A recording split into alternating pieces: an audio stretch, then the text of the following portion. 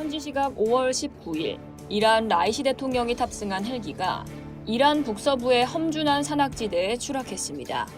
이란이 악천후와 험한 지형으로 추락 지점을 찾지 못하는 사이에 지원 요청을 받은 튀르키예는 중고도 무인기 아킨지를 파견해 수색에 나섰습니다.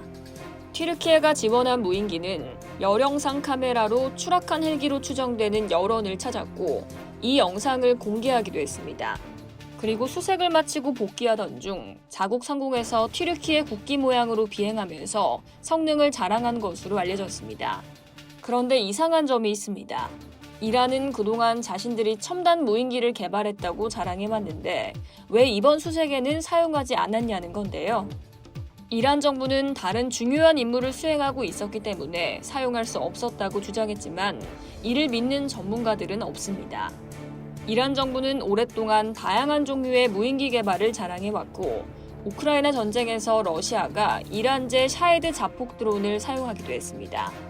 하지만 자폭 드론이 아닌 수색 및 정찰에 사용되는 드론의 광학 장비나 센서의 성능이 공개된 적은 없었습니다. 레바논 헤즈볼라 등이 이란이 개발한 소형 드론을 사용하여 이스라엘을 정찰하기도 했지만 대부분 낮에 저고도를 비행했을 뿐입니다. 이란이 정찰용 무인기 개발을 자랑해온 건 오래된 일입니다.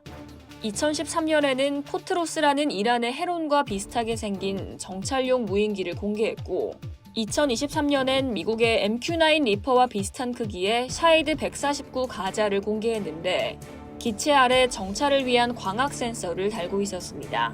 이런 기체는 위성 항법이나 관성 항법으로 목표 지점을 찾아가 공격을 할 수 있습니다.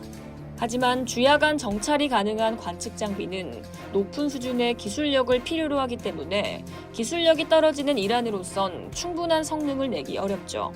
제재 때문에 서방에서 수입할 수도 없습니다. 사실상 이란의 정찰용 무인기는 선전용에 그친다는 분석입니다. 이란의 신형 무기에 대한 선전은 이번이 처음이 아닌데요. 이란은 2009년 5월에는 샤헤드 285라는 소형 공격 헬기를 공개했지만 아직 실전 배치됐다는 증거는 없습니다. 2013년 2월에는 카에르 313이라는 소형 스텔스 전투기를 개발했다고 발표했는데요.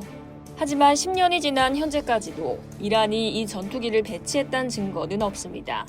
공개된 영상도 지상에서 활주 시험하는 모습이 전부입니다. 이란의 무인기를 이용한 선전전은 권위주의 정권의 특징을 그대로 보여주고 있습니다.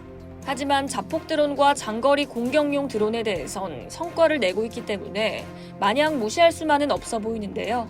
신냉전을 계기로 러시아 그리고 중국과 밀착하는 이란이 부족한 전자광학 기술을 이들에게서 배운다면 언젠가 충분한 성능의 장비를 만들어내고 이란의 대리인들에게 공급해서 중동 지역의 긴장을 높이고 군사적으로 밀접한 북한에게도 제공할 수 있기 때문입니다.